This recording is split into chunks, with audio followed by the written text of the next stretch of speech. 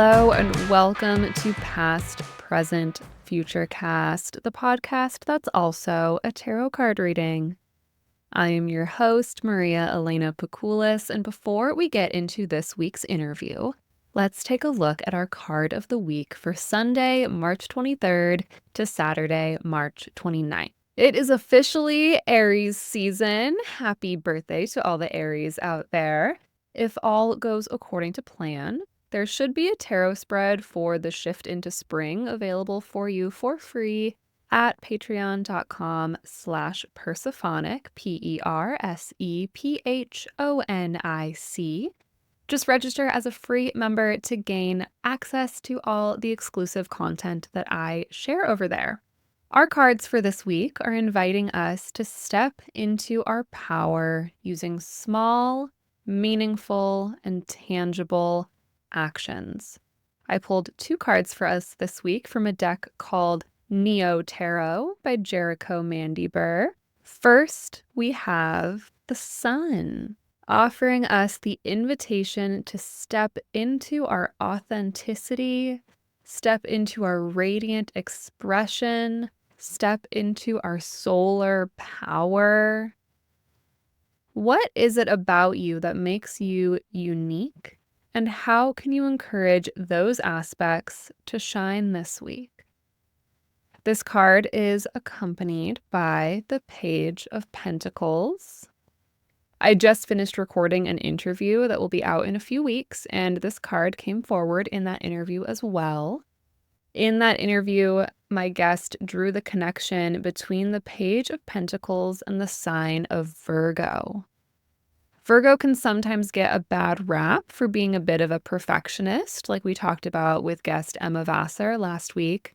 But Virgo's strength is their attention to detail and their ability to notice the most subtle shifts. What subtle shifts can you make this week to better honor your divine light, your radiance, your sun? Maybe you reflect more on your actual sun sign and choose to embrace some aspects of it a little more loudly. Maybe you notice a habit that you are engaging in that is dimming your light just a little bit. Perfect for that Virgo lunar eclipse we just had. For me, maybe that would be the scrolling for 2 hours that I do before I get out of bed. Maybe it's time to kick that habit this week. Maybe for you, it's adjusting some of your internal monologue to be a little bit nicer to yourself. Those are just some ideas. But it should be practical, should be a small, meaningful, practical change, with this being a card in the suit of Pentacles. The invitation is to get curious. Pages are curious. Pay attention to the details and make a tiny change so that you can more easily align with your inherent power and radiance. Make it happen for yourself. Whatever it is, you can make it happen. A little bit of housekeeping. Once again, thank you for listening, rating, reviewing, and sharing this show with your friends. It truly means the world to me. Remember that you can become a free member on Patreon for exclusive content like journal prompts, guided meditations, and tarot spreads for you to try at home.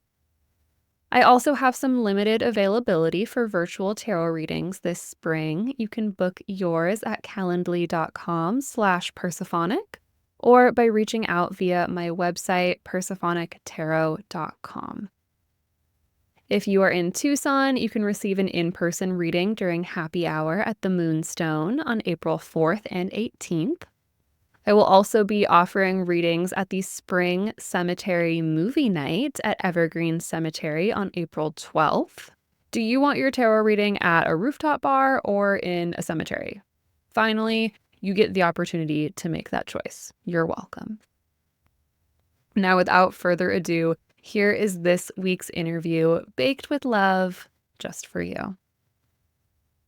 All right. Hello. I am here with Liz Miller. Liz is a baker who prioritizes connection and community. I love that, Liz. Welcome. Thanks for Mhm. joining me. Can you introduce yourself a little Yeah, bit? thanks for having me. My name is Liz. I use they, she pronouns. And yeah, I'm a baker. I grew up baking with my family. Now I get to bake for my community. I grew up in Flagstaff, have been in Tucson for the past like 10 years. I have a dog who is very excited to be here too. Yeah, I am just another young adult trying to figure out how to survive capitalism, I guess, and enjoying reclaiming some of my skills and stuff for myself and my community instead of it being a part of that. So yeah. Yeah, I don't think I knew that you grew up in Flagstaff. Yeah, I moved down here about I guess 10 or 11 years ago now. I moved here for my undergrad and I went to U of A and then I never left. I've been here ever since. Cool. Yeah. What did you get your degree in at the U of A? I did a bachelor's in psychology at U of A. And I was really interested in like, yeah, existential psychology, the like, who are we? Why are we here? Kind of questions. And then I was able to do a master's online during COVID, which was an interesting time to do that through ASU that was in public health related field. So yeah, I'm very interested in humans and the brain and connection too. What a wild time to be doing a public health master's during a global pandemic. Yes. Luckily, my program was like this program that focused really on like health administration and social determinants of health. And so it was like interesting to learn about it at the same time, but definitely was this kind of unique feeling to be like on a graduation for Zoom. And like my dad and grandpa are like calling in from Flagstaff and stuff, and I'm in Tucson, and like it was nice that we had that option, but it just felt a little weird for sure. Yeah. Aw, well, I'm glad they were able to Zoom call in, and congratulations on all that hard Thank work. you. So I think we should also introduce your dog because they're kind of they're here for the Ever interview. present. So for those of you who aren't Yes. watching on video, if you're just listening to audio and you're like, oh, there's some like occasional little Yeah. sounds in the Yeah. background, we have sweet Yeah, Golden is Golden here Nugget, too. who has now decided that he doesn't want to be by me since he made enough ruckus in the start. But yeah, Golden Nugget might make an appearance behind me. He's the best guy. It's usually just me and him hanging out. I love that. Did he come with the name Golden Nugget or did you come up Yeah, with he that? came with the name Golden Nugget. I don't drink anymore, but at the time that I got him, my favorite dive bar was the Golden Nugget. Pre-pandemic dive bar vibes. And I was looking at the pack website one day. I went to like page 3 or 13. I can't remember which one of my favorite numbers. And I saw this dog named Golden Nugget on there and I was like, oh, well, that's my dog. And I went and I got him. That's my bar, that's Yep, my yeah. dog. We've been hanging out ever since. So yeah, been good. That's awesome. Oh my Yes. gosh. So as I've been doing these interviews for past episodes, we Liz, you and I talked about this, but for the listeners, I've been doing the format where we're starting with the present and then going back to the past and then looking at the future. And we're going to switch it up today. As I said in my first episode, I'm going to be continually playing with the format. So today, I'd like to start talking more about how you grew up baking, where your passion for baking came from, and how that's kind of looked in the past for you, Liz. So, can you tell me a little bit about where this do you consider it a hobby? Do you consider it a passion? How would you like name your relationship to baking first of all? Yeah, that's a good question. I think it is like, I don't know, it's just an inherent part of who I am. I guess a passion would be the like closest thing to it. A big part of recent past has been trying to reclaim it for myself as something that's like for me and not a part of a lot like larger system, I guess, and to really build community through it. So yeah, I would say a passion and just yeah, I don't know. I can't imagine a world where I'm not baking something sometimes. So yeah. 'Cause of course it has at various times, it's also very much been a job for Yes, you, yeah. which we'll get to Ye talking about that for sure, but when did you first start Yeah, baking? so I first started baking, with my grandma when I was growing up in Flagstaff. I was lucky enough to kind of have all of my family in one place, and I'm the only one who's ever left Flagstaff, actually, so I grew up with my, like, mom's mom, my maternal grandmother in the house with us at my mom's side of the house, and then my dad, both of my grandparents on that side lived in town too, and we'd go to my grandma's house for, like, I have a twin brother, so I was always with him, but we'd go to my grandma's house for, like, hangout days and, while my dad was at work or whatever it was, and on those days, we would bake, and we would make mac and cheese usually too, but yeah, mostly baking, and it was some of my earliest memories and are still some of my favorite memories. Basically, most of the recipes I have are based off of some version of, like, a childhood favorite or some sort of, like, baked good that helps you think of, like, yeah, those weekends that you spent with family decorating cookies, not just around the holidays, but we did it all the time. So, yeah, my first cookbook that I got officially was one that my grandma actually, like, scrapbooked for me, and she wrote on the little recipe cards her phone number on the bottom of every one in case I needed it, and then, like, there's a picture of us in the back, and I think I'm probably, like, 5 or 6, and yeah, it's just been something I've always been doing. I wonder if you'd be willing to send me a picture of that picture from the back? Well, yeah, I work like had it with me, but I was like, I don't need to have it here to show, but yes, I'll definitely send you pictures of it, so And so what were some of the recipes that you remember from this really early phase? Sounds like you're using a lot of them still now. What were some of your favorites? yeah, so holidays are, a big time, and my grandma this past year was actually the first time that I, like, helped her as an adult with, like, her Christmas holiday brunch. And that woman puts in like 2 weeks of work for this, like, event. She starts prepping ahead of time.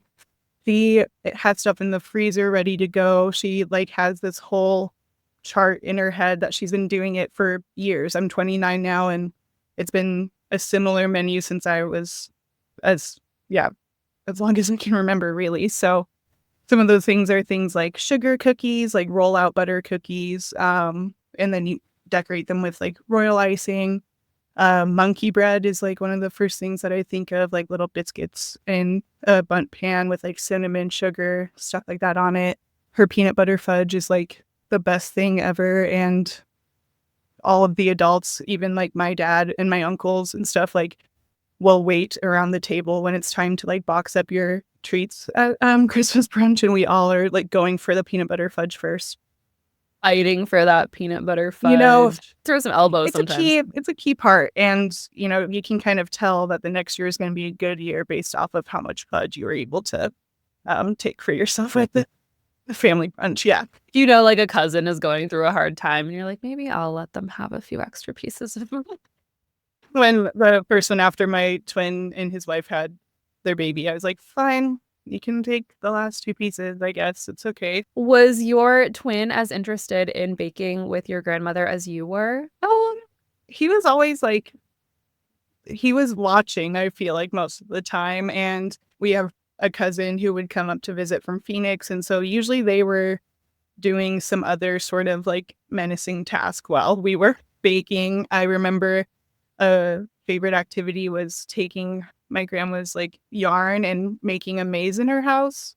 She's a very patient woman, so, yeah, he was there, he'd help with stuff, but I don't think he, like, got into it as much as I did, and, like, on my mom's side of the family, my grandma would take care of, like, the Thanksgiving meal, and I would be up at 4, 5 or that's not true. I was not up at 4 in the morning. I was up what felt like 4 in the morning for, like, a 13-year-old, but I'd be up early, helping her with that, and, yeah, I believe my twin would be doing his own thing, so definitely more my thing, I think. And is your grandmother, it sounds like your grandmother is still alive? She's still with us? My grandmother on my dad's side is, yeah, Grandma Marcy. My grandmother on my mom's side passed in middle school, nanny, but, yeah, my Grandma Marcy, I just went to a jazzercise class with her in, like, November. She is a very active woman and will probably live longer than any of us. So, yeah, she's kicking it. She's doing well. How do you think that baking with the family shaped your relationship to these family members? Yeah, I think, like, something that I always come back to with my baking now is that it just is a way to show, like, love and care and to build community, and I think that's kind of where, like, that got ingrained in me. Like, it felt so good to be, like, you know, grandma's helper and, like, to be able to go over and, my grandma's amazing and very encouraging, and I can mess something up and she would just be like, "That's amazing." Like, and it's nice to have that kind of like feedback in your life. And yeah, like divorced parents, lots of like different family dynamics. But the one thing that was always consistent was that like we could go to grandma's house and bake and like enjoy time there, which was really nice. And so, yeah, I think, I mean, I'm still like a grandma's girl. I try to talk to her every week and stuff. And so, yeah, I think it kind of grounded me in that sense of like baking isn't just like for yourself. It's so that you make a big batch of something and you give it to your neighbors, like that kind of thing. As a queer person, how has your family and your grandmother specifically kind of responded to that? I'm just thinking about it sounds like you had and still have a really close relationship with this grandmother that you were baking with. Do you feel like baking maybe helped kind of like keep that bond tight? Yeah, I think like for me, yeah, that's funny. I can like remember my uncle is gay and I remember calling him before I called my grandparents to tell them and I was like, "What should I do?" And he was like, "I don't know what to expect." And then it went like super well. And I was really thankful for it, but yeah, I think just the fact that like I am not the type of person that can really hide like who I am in general. My family's kind of always gotten what they get with me and I'm pretty Get what you get and you don't yes, throw a fit. exactly. And, it was kind of me who wasn't like fully disclosing things for a while or whatever it was. So I do think like having that kind of bond and having that like camaraderie of like I'll text my grandma for recipes every now and then, even if we're not in like high contact, there's always something to be able to reach out to her about. And yeah, I'm really thankful and really lucky that the responses from my grandparents and family were just like, "Cool, that's great. What do you want to Nice. bake next?" I'm like, "Yeah, okay."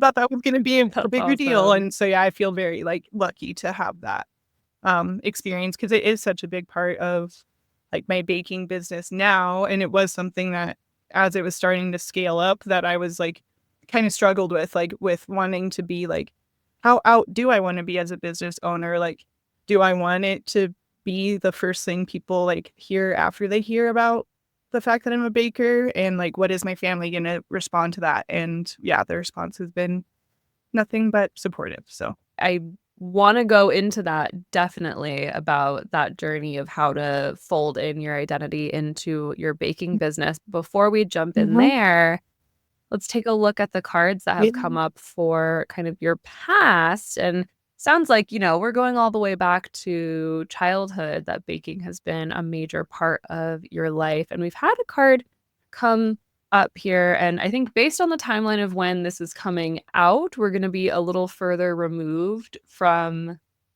the current time period that we're in right now, so it's February 28th today. I think this is coming out excuse me, I think this is coming out towards the end of March, beginning of April. But one of the cards that I pulled, I have been pulling so much lately for listeners. If you were listening to episodes, I think 2 and 3, this was like the card of the week for both of those episodes. It came up a ton when I was reading at Witchcrafted, and it's the 5 of Yeah. cups. And so looking at this card and hearing your story at the same time was giving me a really different perspective on this card. So typically I'm thinking about like, oh, we're weathering big changes, weathering grief. And yes, it sounds like that's part of your story. I hear you saying, your parents were divorced and there was this like kind of uh, as a child of divorced parents, it's not always the biggest deal, but there's in a lot of ways like separation and tension among family. And so I hear you saying that, we always had grandma's house to go to bake. So there was this kind of like cohesive glue that almost helped you in weathering those like floodwaters of maybe emotional strife or difficulties in the family. I'm almost seeing it as like you're the little you and or grandma's house and baking at grandma's house is that little boat that you and your brother and maybe some cousins could hop into to kind of stay on top of those floodwaters where maybe the adults were having more of an emotional experience. Does that track for how you experienced that? Yeah, definitely. I would say so.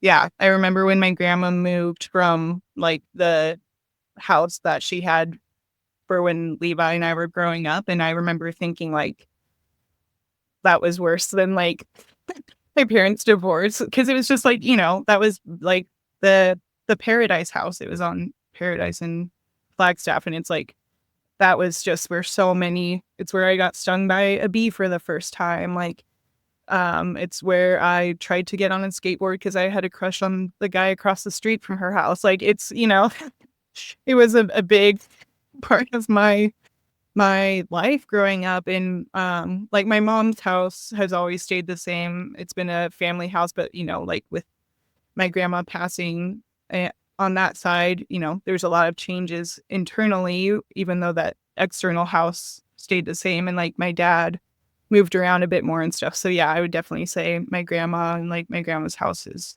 my little boat to weather the storm. The Paradise House, how Right. appropriate. That's amazing. It was like a little safe house where there's always kind of warmth, and regardless of kind of what's going on outside, there is that light there, that warmth. It's almost like the oven light. The oven light is on to welcome you Yes. home. Yep. One of the things that Charlie Claire Burgess says about this particular illustration of this card, the Five of Cups from the Fifth Spirit Tarot, is that the light in the attic remains Mm. on. And so it's like, yeah, the light in the oven at grandma's stays Oh, I on. love that. Yeah, that's beautiful. And then the other card that we have coming up is the Seven of Ooh. Wands.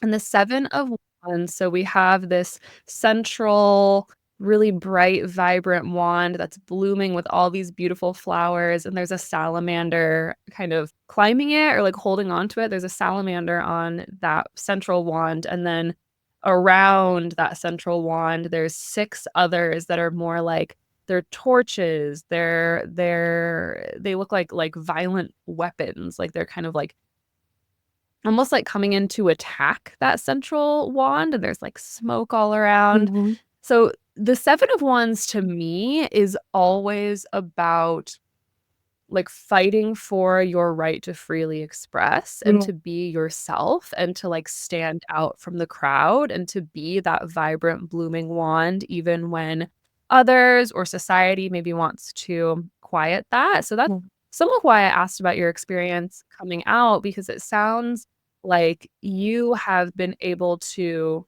really kind of, like, bloom into yourself despite, what external to your family, there's, as we know, people who are not happy with the existence of queer Yes. people. Don't know why. I don't get it, but and I imagine in Yeah.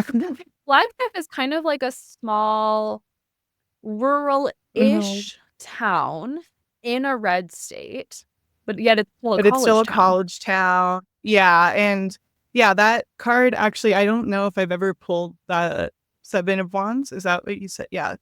I don't know if I've ever pulled that before. And that's really interesting because when you're talking, there's a part of me that wants to say, I want to acknowledge younger Liz and know and say that, like, yes, everything now is like pretty chill, but there was there were some times that it was not easy with like my family. I grew up pretty religious, pretty conservative. And so, like, yeah, the external things that I saw were like, you found somebody and you dated them and you married them and then you continued that forever and ever. And like, that's kind of what my twin brother did. And that like works for him. His family's beautiful and lovely. And I just kind of always felt growing up that I like, yeah, didn't really, I remember being in like church and stuff and being like, oh man, are people like feeling something that I'm not? Like kind of that feeling of like, okay, like I'm here and I'm doing it, but like I don't really get it. Or, like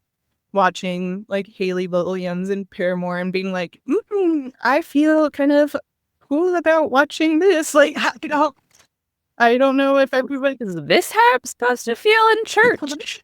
I'm like, so this is like the empowering feeling that people get, like whatever it is. And so, yeah, that card I feel like does kind of resonate of just like also the more that I've stepped into being myself, the more confident I have been, and the more that I've stopped trying to seek like external validation from people a lot in my life. It's something I've been working on for a long time, will always work on, especially just in the world that we live in. But I think up until really I moved to Tucson, I was in this place where I was like, okay, I want to be the person that my family like thinks I am, like the straight A student, whatever it is.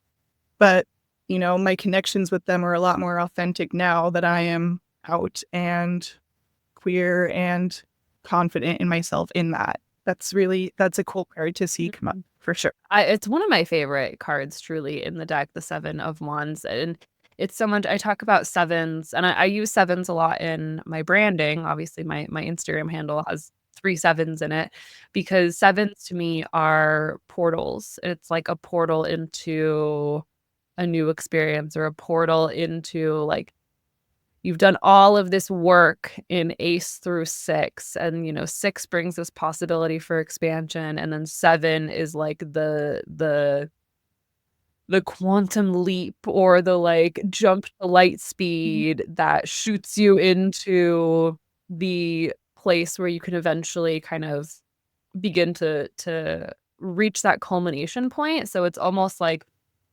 this experience with your family and having to navigate the difficulties of being someone who is gonna have a what's the word I'm looking for? A unconventional, being someone who is a little more unconventional, gonna have an unconventional life path.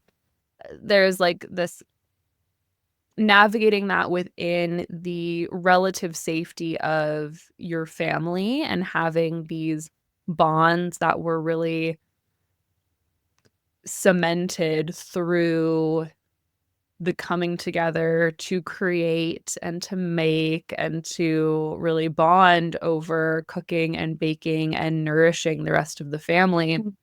That was maybe the little like incubator that gave you a safe place to figure out that you can freely express actually, and you can have more authentic relationships, and that can continue out into the world once you've, left the relative safety of the family and smaller community. Does that make Yeah, sense? totally.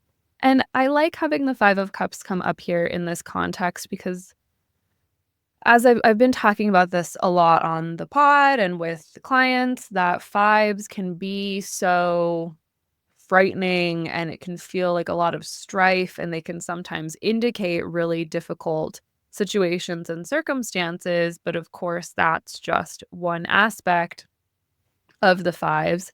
And it can also speak to the assistance that we find going through those circumstances, or it can speak to, what is still there to help us ground through stressful Well, currents. yeah, that really, I feel like that resonates for sure. So let's talk a little bit about your business now. And we we started we you started to broach the top or approach the topic of how to incorporate your identity into your business, how to fold that in. I'm imagining folding cake batter, imagining in egg into a Yes. recipe. So if the egg had your queerness, how have you folded in your identity into your business? And what does your business look like? What is that work looking like right now? Yeah. My business really, like, started as honestly kind of a protest to the places that I had worked in before, where for a while when I first moved to Tucson, I, like, started working in different coffee shops and bakeries, and there was a point in my life where I was really excited that I was able to turn something that meant so much to me into, like, a stream of income, and then I realized I did not want to do that for people who didn't believe in me and whose values, like, I didn't align with, and so in 2020, again, great time to get a master's and start a business. My friend, Kylie took over ownership of the 4th Avenue Deli. Up until this point, I was just the person who would, if I was going out, no matter where it was, I would bring cookies or something with me, and so when Kylie bought the deli and started running it, she asked me if I'd wanna make black and white cookies for her, and I was like, "Yeah, of course I do." And so it was kind of one of those things, and the timing, I mean, not that I'm good with time anyways, but especially during that time, I think it was something that we, like, started and then it kinda stopped for a bit, but then picked back up.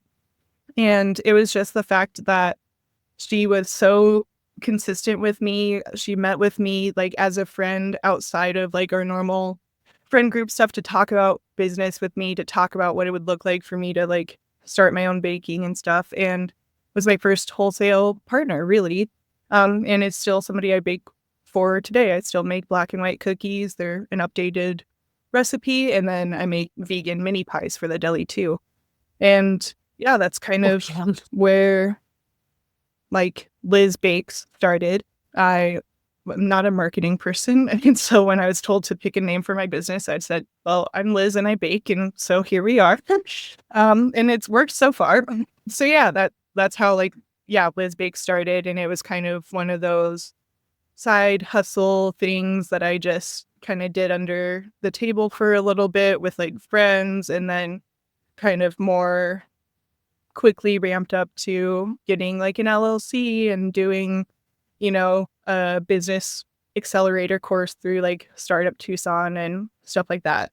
So yeah, that's kind of how it has originally grown. Nowadays, I'm trying to reclaim it as like not a stream of income, but again, something that I can build community with. Something that I've had to do like for my mental health in recent years is kind of separate my identity from capitalism and from my day job and stuff because for a long time, besides coffee shops, I worked in like different nonprofits and stuff. And, I care a lot about the work I do. And so I was having a lot of issues where, like, if work wasn't going well, I felt like I was not doing well. I mean, totally, I'm not the only person who experienced this. So it was just kind of a place where I was feeling kind of stuck and was doing like the baking on the side and was checking people's social media and being like, why am I not growing as much as these other people are? And just kind of getting caught up in the like, okay, I started a business and this is what I think people think I should do with it. And now I'm in this place where like, I don't want to open a storefront. I have a lot of respect for people who do that. I'm good with baking from home for my friends. I want to build and grow, but in terms of like, yeah, the people that I'm baking for and the people that I'm bringing into my life and my community and stuff. I'm hearing it's a labor of Yes. love. I'm hearing it's a labor that is intended to build community. And I'm hearing that it is really a business that grew initially out of a friendship and connection to someone that you care about. And I can't think of any more appropriate ways to combine the Eight of Pentacles and the Ace of Damn. Cups.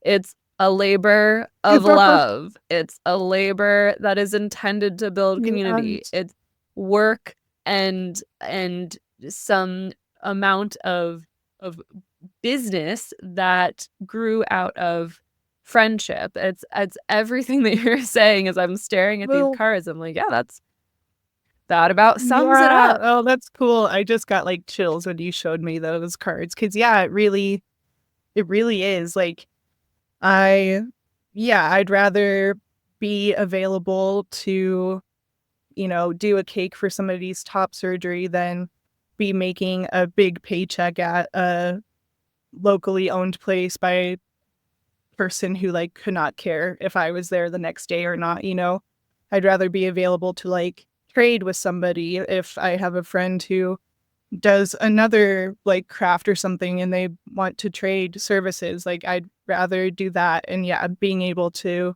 have my own business has put me in a place where I can like make those choices. And that's really cool. Yeah. So I wanted to ask a little bit more about you said I can't remember the exact words, but you did some kind of like business like startup program or like incubator program. What did you say that was called? Yeah, so it's through Startup Tucson and it's their food accelerator. It's was like this couple-week long like incubator with other small business owners who were specifically in the food area, but they have different programs too. And it's like a locally funded program that they had different guest lecturers come in and basically just help you figure out like, is your idea feasible? If so, how do you grow it? And yeah, kind of the basics of like that stuff, but then also like, how do you get a Pima County Health Department like sign off kind of thing? That's really cool. What do you feel like you most took away from that experience? Yeah, I think again, it's like the community and resources. Like there are still people from that cohort that I talked to. I think also like the thought that just like overrode all the other thoughts in my brain was that like there's more than enough room for everybody. Like I know that like Mm, capitalism does not want us to believe that, but like, I can fill my cup and then like for example, I will bake cakes. I don't mind it, but it's not like my like thing. I don't get super excited about it. And so sometimes if somebody reaches out to me for a cake, I'll say, you should go to 1220 Bakery. Like Chelsea is awesome and really talented and will put like I would do it well, but I'm not gonna do it the way that she's gonna do it for you. And that class kind of, at least for me, was a reminder of that because there's, 20 of us in there. And it's not like you're looking around being like, oh, I hope my business launches and theirs doesn't. It's like that would be, I mean, maybe some people had that thought, but I didn't. You're looking around and you're like, oh, I hope we all win. Like, I hope we all get to whatever point we want to get to with this. I love a community resource. I love connecting people to other resources. I love trying to take advantage of as many as I can. So, yeah, would definitely recommend it. yeah, that's incredible. And I so hear and relate to your point on like there is enough for everyone. And I love having my work and my particular specialty. And I also love knowing people who do something maybe pretty similar, but that I can refer folks out to, being a tarot reader in Tucson, Arizona. You might think how many tarot readers are there in the world, but there's a lot of them here in Tucson, Arizona. There's a lot of different spiritual entrepreneurs, different energy workers, body workers, and having that network to be able to refer folk out is really nice, especially when we think about the fact that each of us is bringing our unique, sometimes literally Yeah. flavors when you're baking, bringing our unique flavor, our unique take, Yeah. our unique approach to whatever it is that we're doing. So yeah, that's a really good point. And I think when you are doing something like that incubator program that you get to build these connections and these relationships, that does kind of make it easier to have that collaboration over competition mindset. Yeah, definitely.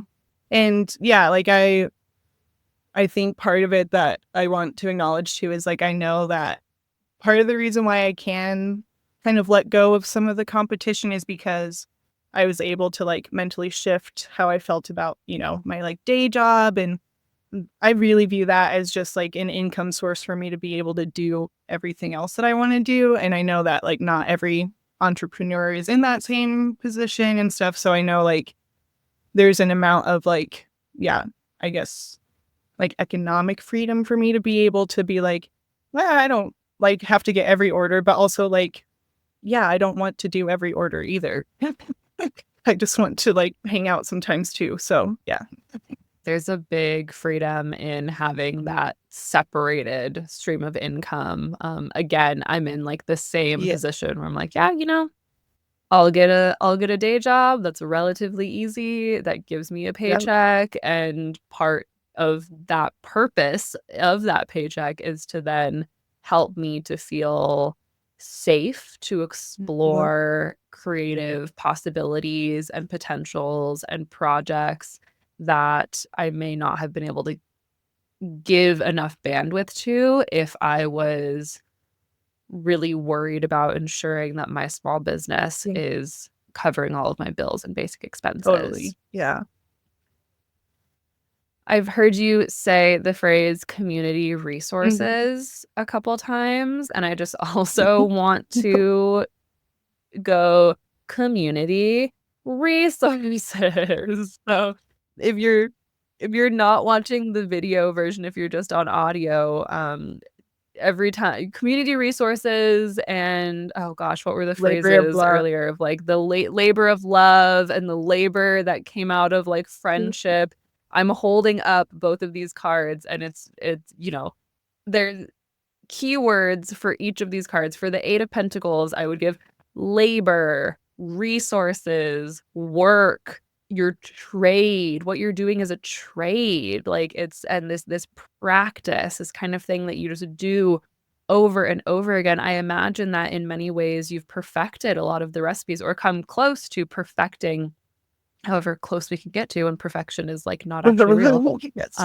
These recipes that you work with, and the 8 of Pentacles is all about that, like just repeated labor, doing it over and over again, that work, like it's the grind or the hustle, which those are like a little bit of harsh words. It can be a softer version of that, but it is that sitting down and just continually practicing your trade. And then the Ace of Cups being that essence of cups energy or that essence of water energy is community, it's relationships, it's friendships, it's how we are connected to one another, it's how we are relating to one another. And it seems like you've found this really beautiful way to combine these two things where you are kind of pouring a lot of love into the goodies and the treats that you're making, and the making of them is this practiced labor. Yeah. Yeah, definitely. That's I love that connection because yeah, even if like me baking something isn't going directly to somebody that I'm trying to show love to, it's usually somebody ordering something for somebody else and like handing that off to them. And like, yeah, it just spreads out like kind of roots of a tree where like, you know, that person who was gifted, their favorite cupcakes or whatever that they haven't had in a long time, maybe they're going to make something for somebody else. And like, I just like thinking about that kind of network, even if it is through just like one small exchange to start.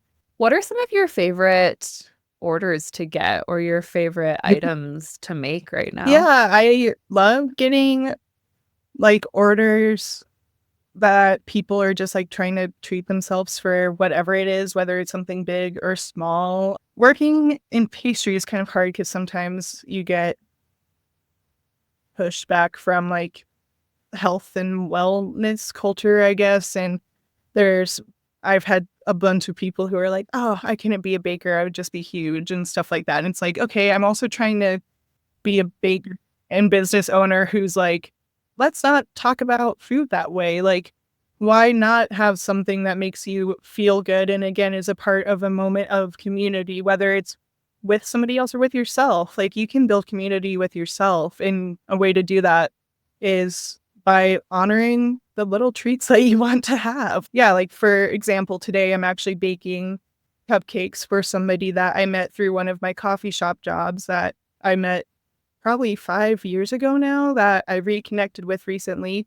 And she reached out via my website and asked for cupcakes. And, the order was, my dietary restrictions. She's gluten free, and the rest was do whatever you want. And it's like, that's so awesome that I'm trusted to, like, yeah. It's like, okay, so now I can, like, have some more freedom with, like, how I decorate it, or maybe I can put some extra, like, edible glitter on it, like, stuff like that. And it's nice to be trusted and to have that relationship with somebody that, she's like, I've tried what you make. I don't care what it is. I just want something that you made for this thing. That's a really sweet way to have someone put trust in you. Like, I want a treat. Mhm. I know that you are good at making Mhm. treats. What treat do you want to make for Yeah. me? That's really Yeah, I beautiful. love it. I love it. Like learning new stuff. Like before I made the black and white cookies for Kylie, I never made that recipe before. Yeah, just because I haven't tried it doesn't mean I'm not willing to. So those are kind of my favorite orders of like Mhm. something a little challenging and something I know I can pull off at the same time. And as someone who is gluten-free, I also love that you do make some really yummy gluten-free treats to go in with your, larger lineup or menu of items that you Yes, make. yeah, of course. It's again part of the community, family-based thing. My mom is gluten-free and vegan. I like yeah, there's no reason for people to not still get treats. And it is such a great way to, like, share a little bit of love, share a little bit of appreciation. Because I know, um, I can cut this out if you don't want me to mention this, but you've been my client before Mhm. for body work. Yes, yes. Is that okay to say? Happy to mention that. Yeah. Okay. Yeah, so you've been my client for body work, and, like, you brought me cookies to appointments. And it's such sometimes I see, like, tattoo artists or other people saying, like, "Tips don't have to be in money," and they don't. Yeah. Like, cookies sounds good to me. Yeah. That's, as a gluten-free person, that's $7 I don't have to spend on cookies Totally, at the totally. And store. like, or even just how we got connected was through like going to different events, being Oh, at like yeah. similar markets and stuff. And then, like the reason why I reached out to you was because one, like I was interested in what you had to do, but two, because I knew you were so focused on community as well, because I had seen you in the community so often. And so, yeah, that's, like, my favorite thing to do is, somebody mentions, like, "Oh, I haven't had this thing in a while," and then it's like, next time I see you, like, "Here's that thing that you said," Here you like, go. "Hope you still want it." So, yeah. Yeah, meeting people and getting to make these connections out at community events is one of my favorite parts of having a small business and the reason why I still do Mhm. markets. Even though, as we both know, they can be kind of a drag So sometimes. It's cool. a lot of Yeah. labor, but getting to, like, be face to face with not just customers and clients and folks who are attending, but the other makers and creatives who are there is one of my favorite things. So I'm so glad that we connected at those events Ding. as But yes, me well. too. So what is your hope for the future of Liz Bakes? The world is a little crazy right now. We are going into summer. I've heard you talk about wanting to separate out the work of baking from, like, the necessity of driving income. Yeah. What is your biggest dream at this moment for Liz Bakes? Yeah, I think my biggest dream, yeah, I enjoyed the, like, questions that you sent for, like, reflection and stuff. Sorry if that, like, breaks the fourth wall, but, No, no, you're good, break of that. course. There's no walls here. yeah, we've kind of talked about the like folding in the queerness to my business earlier. And it's interesting because I feel like I'm in kind of Mm-hmm. another phase of that where right now I don't really want to market on like platforms like Instagram, but also like how am I supposed to survive as a small business without being on that platform? So I'm kind of I'm looking forward to being able to like try new things and to get the chance to like continue to build on this foundation that I've already developed. So some things that like I have no idea what it would actually look like, but would be really interesting to me would be like baking workshops or like even just recipe development stuff or having like a bake book club, like where people, bake things and from the same cookbook and bring them all together, just more community building stuff. Oh, that sounds so fun, a baking book I club. think would be like so fun. I love that I have friends that are good at planning things because I can reach out to them and ask about logistics or stuff like that. But yeah, I really want it to be something where like I don't want to go into hiding because of the current state of the world. I don't want to shy away from like being queer and being proud of that and having that be such a core part of my business because at the end of the day, Liz Bakes really is just me. And like, I'm willing to have those two things overlap in terms of business and my identity. And that's because it's so important to me. But yeah, I don't know exactly what the future is going to look like. I'm always open for more like wholesale partnerships to like those kinds of things. But I do want to really like build out the community a bit more and, be able to do more things like partnering with like Sonoran Sapphics. I did like the tea party with them or, partnering with other groups and like kind of creating a third space in the baking world where it's not about competition. It's about, yeah, like the community coming together to like share with one another. The way that that network builds, because so folks who are listening to the podcast, if you've listened to episode 3 where we had Carly on, the founder of Sonora and Sapphics, I know Carly and was able to have her on the podcast because I had been hired as a vendor at one of the Sonora and Sapphics events, and I was hired as a vendor because I was recommended to Carly by Liz, who had also worked with Carly at a Sonora and Sapphics event. So like these little daisy Yeah. chains of community just build and ripple Yeah. out. And it's I hear and want to amplify what you said. You said, I don't want to go into Mhm. hiding because of this current administration and the current things that are going on in the United States. And it's so hard to find that balance of, okay, yes, we know that meta platforms and pretty much almost every single popular social media Well, platform right now is run by someone who has a direct hand in destroying our yeah. government. And it's like, okay, well, the government sucks anyway, and like I would like to see it destroyed, but not by people who are trying to make it actively worse, like emphasizing the Right bad in the other parts. way. Yeah. Um yeah, like could we okay, like we need to break things Yeah. down, but the people who are in charge of the breakdown right now are not who I would have Yeah. picked. Yep. Hands that are And better myself.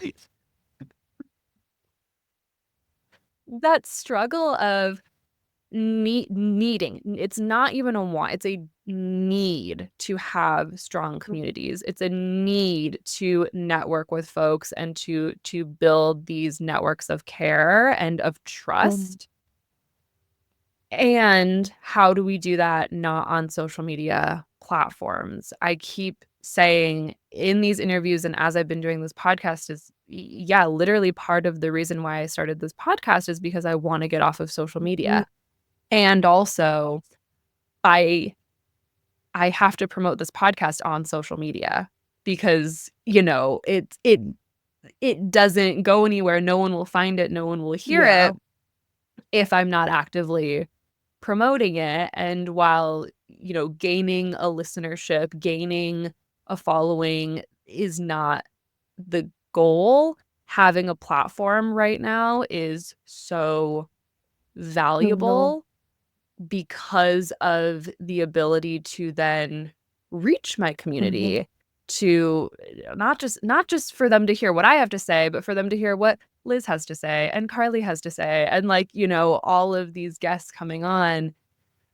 How do we strike that balance? And I'm just speaking out loud because these are things that I'm like, these are the things that are literally keeping me up at night right Yes. now. Of, okay, we want to be here out loud. We want to be creatives and artists and queer people out loud and visibly and in public because they're literally trying to Yeah. erase us. And so it feels like a double-edged sword having to do that on Mark Zuckerberg's internet. Yeah. Yeah, definitely. And like, yeah, it's so hard. Like the just even before the like hellscape that we're in now, it's like it's hard wanting to just like have, like baking was always something, yeah, it was something I did with my grandma. It was something I did with like my friend when I first moved down here, like one of my roommates. And then when I started the business, it's like, oh, now I have to like turn it into like a marketable thing, not just like I'm nice and want to bake cookies. Like I feel like, that kind of works as a marketing strategy, but not really. And like yeah, I've never taken a marketing class. I've never, when I think about other social media platforms, I'm like, I don't know how to use video editing, scares me. Like, it's just, yeah, it's an interesting thing when you like, uh, how I describe it is stumble into owning a business that you suddenly have to like know all these things and then also balance that with like your morals and like how you want to show up in the world. So it's tricky, but I'm gonna keep being gay on Instagram and Meta will have to deal with that. Hell yeah. I know. I am starting to think that like, okay, there is some value in being like a loud anti-capitalist queer on Meta-owned platforms, I guess. I don't Like, know. Maybe opinions and thoughts and ideas and strategies will yes. change. But for right now, that's where I'm Yeah, at. I think that's kind of, yeah, where I'm at. Because yeah, I don't, like you were saying, they want us to like not be visible. And, I don't want that to happen. I don't want to make them any more money, but I also will talk shit about them on their platform. So I'm willing to do that for now, at least. And like you said, it might change, but I don't want to go anywhere right now. So So we have some interesting cards coming up for the future of Liz Bakes, for the future of your work in the world. And I'm kind of starting to see a little bit of a theme in the cards that are coming up in the future position for all of the creatives that I'm working with, where there's a lot of upcoming change.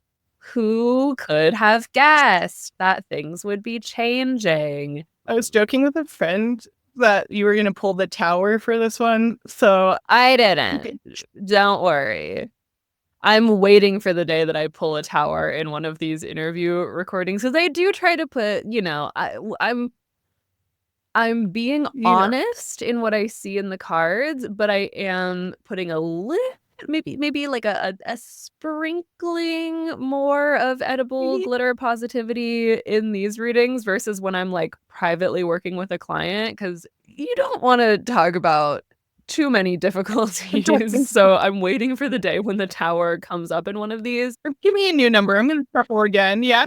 There's a fine line. There's a balance that we're drawing here. We have not pulled the tower for you, but there is a lot of cards that are indicating a lot of change upcoming. And from an astrological perspective, this is going to come out, like I said, either towards the end of March or beginning of April. And March, all right, like, me speaking to listeners of the future, me speaking to myself of the future, listening back to this, how'd March go?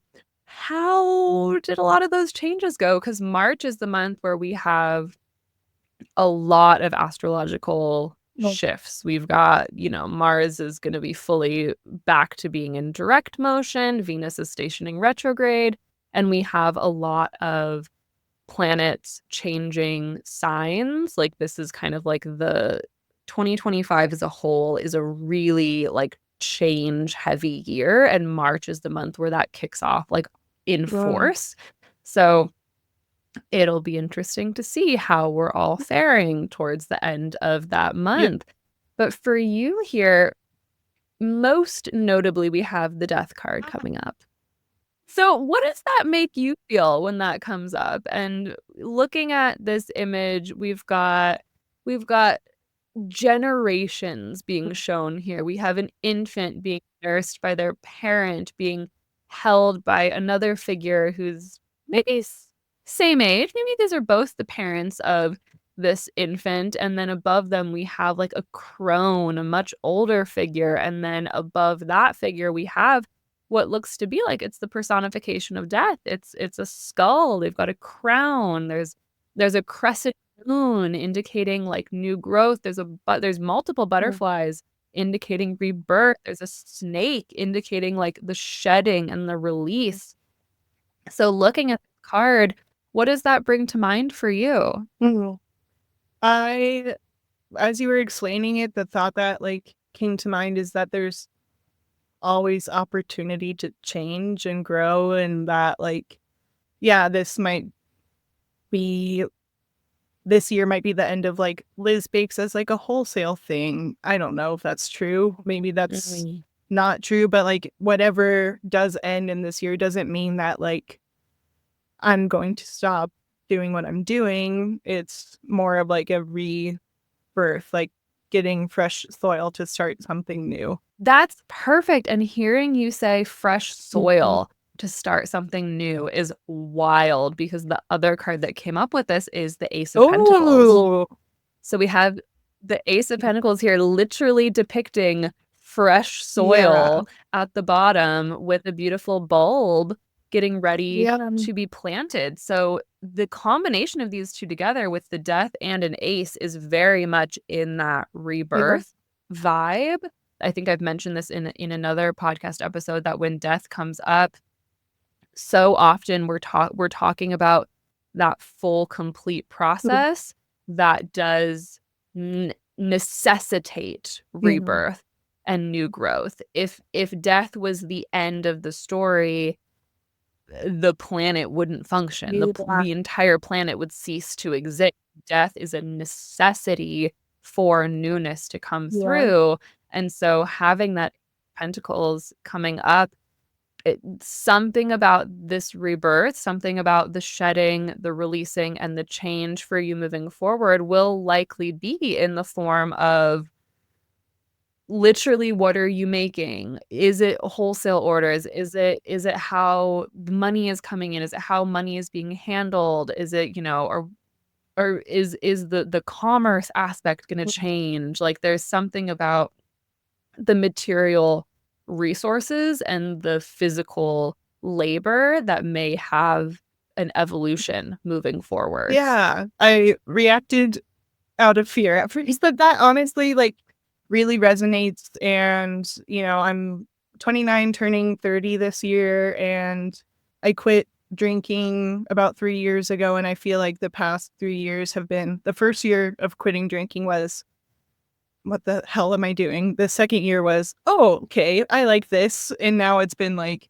okay, so like, yeah, what do I get to do next? And so I feel like that all kind of lines up that like, um, yeah, I know not everything's gonna change when I turn 30, but I have been like looking forward to that as a mark. As someone also turning 30 this year, like ready for whatever change that Yeah, I brings. know. Yeah, it's like I am just really excited to, be there hasn't been a lot of time in my life that I've looked forward to what the future could bring. And it's nice to be in a place where I am like, yeah, the world is on fire. And also, I still have some stuff to look forward to in my community, at least. Like, yeah. Yeah. As Smash Mouth Yeah. said, that's the way I like it because I never get bored. So we're both turning Mhm. 30 this year. I want to say you're a Libra too. Is that Yeah. correct? Is your birthday? Are you September I'm or October? October 20th. Yeah. Okay. Okay. I was like, I remember our birthdays being quite Yeah. close. So that means that we're on almost the same exact timeline for our Saturn Yes. return. So summer, like summer of this past year, summer 2024 through like right now, February 2025 was like the bulk of our Saturn return. I believe And you. do you have any thoughts on like what happened in that period of time for you? Yeah, I believe you that that was the bulk of it because it was a bulky time in my life.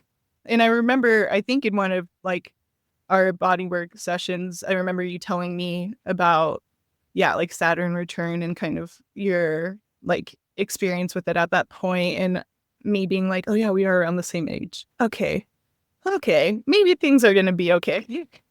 But yeah, I definitely think like in this past year, I've found more comfort in myself, more, yeah, a lot of things broke and changed and a lot of change, but there's nothing that I wouldn't like if I could magically go back, there's nothing I wouldn't go through because I do feel like I'm at a point where like, yeah, I'm excited about myself. I'm excited about my life. And I don't know if I really felt that way before, even last summer, really. There's been a lot of momentum in the past like 6, 7 months of an excitement for being able to show up exactly as myself with my friends, with my family, my community, whatever it is. So yeah.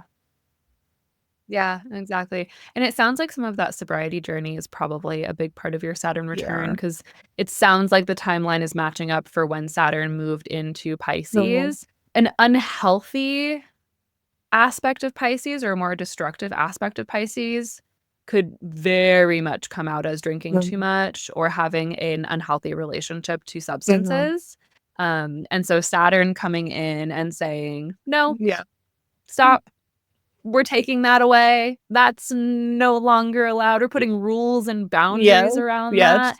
Very Saturn in Pisces. I needed So, Saturn to do that for me because yeah, it was always like I think it showed me that I could build community in other ways. Because for me, it was like, oh, you get to go out and see like the same people, and everybody's excited to see you and stuff. And it's like I didn't realize that I had value without alcohol until I stopped drinking, and mm, I am so glad that I have realized that and have been able to, yeah, build a very fulfilling life that doesn't revolve around that for me anymore. So yeah, very, very thankful. well, I have one last question that I feel like is kind of it's a dumb question, but I'm curious to know as a professional Mhm. home baker, as someone who is working with these ingredients, how are you thinking about the price of eggs?